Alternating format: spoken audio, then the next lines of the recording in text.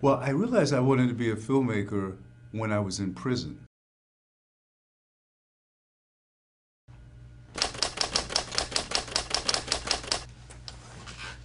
I'm Jamal Joseph, writer, director, educator, activist.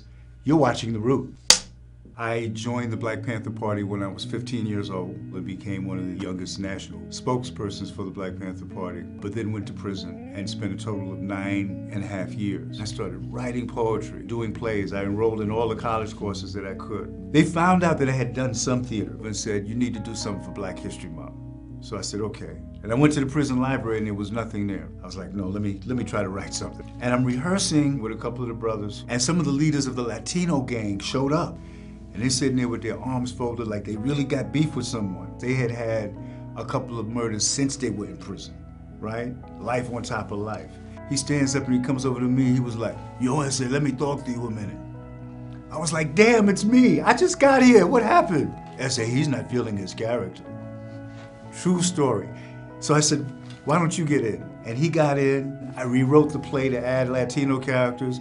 Some of the white brothers got suspicious.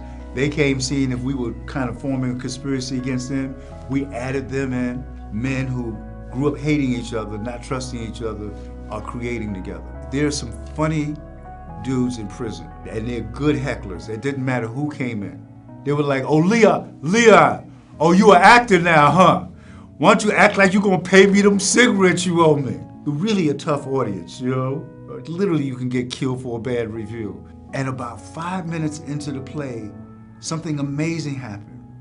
People were still shouting from the audience, but it was in context of what was happening on the stage. They were engaged. It was audience participation. I'm talking back to that screen the way we do at Magic Johnson Theater. Don't trust him, he's shady, but they're in the story.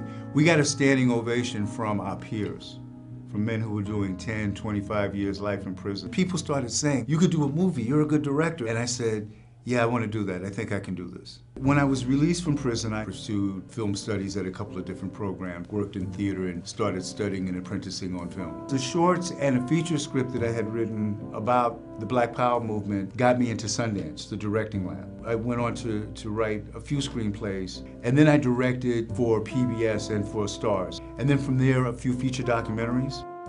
So my advice for young people who want to get into film is to experience art beyond film as much as you can. Tupac Shakur, who was my godson, listened to classical music, took ballet. A lot of people don't know, studied Shakespeare when he was in Baltimore School of the Arts. Tupac would be the first to tell you that if you haven't done Shakespeare, you're not a real actor.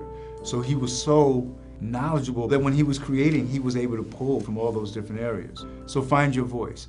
And also live. You know, travel so that your vision of the world is larger than just your community, than just your apartment, than just your friends. The next project is going to be Panther Baby, which is an adaptation of my book. And it is a coming of age story, because joining the Panthers for young Jamal, for me, was as much about trying to find a path to manhood as it was about political expression and rebellion.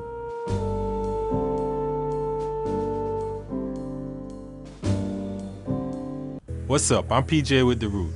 We want to bring you more series and videos like this, and we need your help. Let us know what you thought below and subscribe to our channel on YouTube.